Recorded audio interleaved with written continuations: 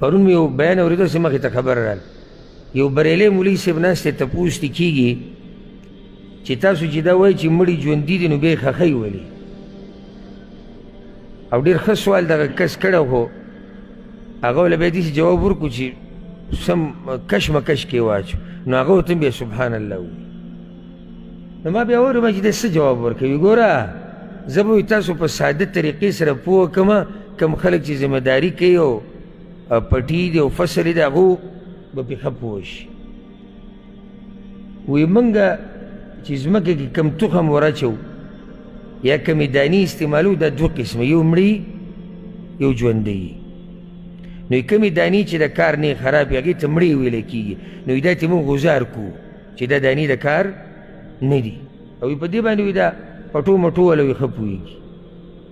بیا کمې دانې چې د کار دي هغه ژوندی دي نو هغه موږ څه کوو ځمکه کې یې ښخ کړو نو دا چې ښخېږي خو د کار دي که نه ژوندي دي لاندې سبحان الله یعنې دې کې به بعضو دا هم ویلي چې نور ورته مولوي صاحب بل کوم دلیل بیان کړي د دې نه اخوا په څه طریقه پوه کړي دا اوس خبره شوه چې دانې تخم موږ هغه ورچوو چې هغه ژوندی نو ښخېږي خو یا هغه سړی چې هغه ژوندی په مړي باندې وایي څه کوي ښه نو ده نه دا تپوس به کوو چې د مړي سره به څه کوو دانې خو ته ګزار کړې اخوا چې کومې خرابې دي خو دا چې مړي دي دوی سره به څه کوې نو دا هغه وایي دا مړي نه دي دا ژوندي دي وایي معنی دا چې نن سبا چې را کوم حضرات په دې جوماتونو کې ګډېږي را ګډېږي دوی مشران شتي پوخاني اسلاف شتي شپېلو او لاسونه پړقولو والا خو پکې شتي که نه دا دي که نه دا د الله په کور کې به یې لاسونه پړقول شپېلي به یې ویل ګډا به یې کوله دا نن سبا هم کوي او جی وایي دا قرآن په موږ باندې دومره اثر وکړي چې موږ په ځان نه پوهېږو وایي ولې دا موږ باندې دلته څه کوي اثر نه کوي قرآن چې څومره اثر وکړي سړي کې سکون پیدا شي سکینت نازل شي یو روحاني موسم جوړ شي سړی غلی شي بلکل او د الله طرف ته او د الله د قدرتونو ته او دین ته او دې ته سوچ لاړ شي او دوی کې شیطان ولګي په ګډه شي دا غربه دا ټوپونه دا درز او درز او یو سپیکر ته غاړې ته ولاړ هغې خاص ګرمۍ او پیر صاحب وله کرن ورکوي او څلور پنځه د اول نه ولاړې پهلوانان چې دا سړی به راټینګو یعنې د اول نه ښه پوره پلین جوړ شوی دی ګیم شوی دی چې یاره کسان به راولېږي او موږ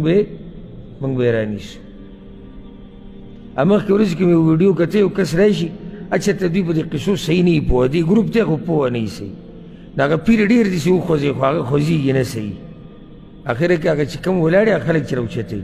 راشي دې سینه کې وایي چې ګزاري که هغوی زه ویم کیسه دې ورانه کړې ده شاته کسان ولاړ دي ته نه هغه به دې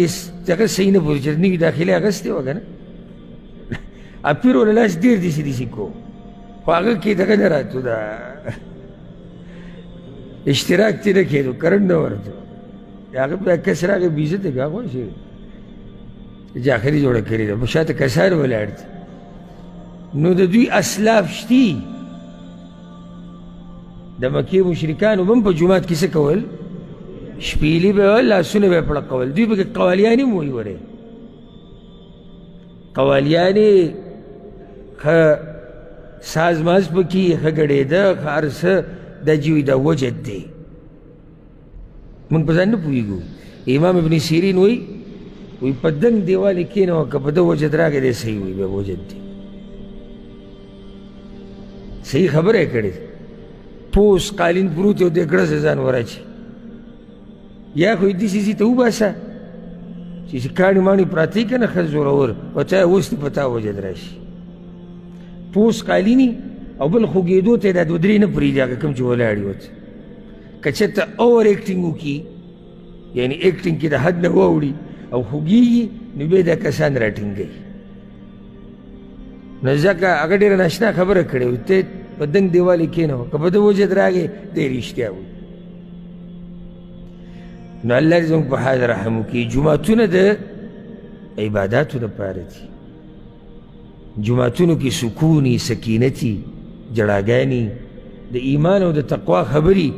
الله ته د نږدې کېدو باس رواني زموږ په ملکونو کې الله دې رحم وکړي اوس د دې ځای جوماتونه یې ګوره ماشاءالله هر ځای کې توحید سنت هلته ګوره ګډا بعض جوماتونو کې ګډاګانې دي بعضو کې زما مذهب او ستا مذهب بعضو کې برای مهرباني چې کم سړی د دې مذهب سره تعلق نه ساتي هغه دې جومات ته نه راسي بعضو کې یره کوي ومنګوي او بعضو کې څه او بعضو کې څه ته به حیران شي چې الله دا خو ستا کور دی خو دا روان پکې ساتي نو کورونه د الله د بندګۍ دپاره دي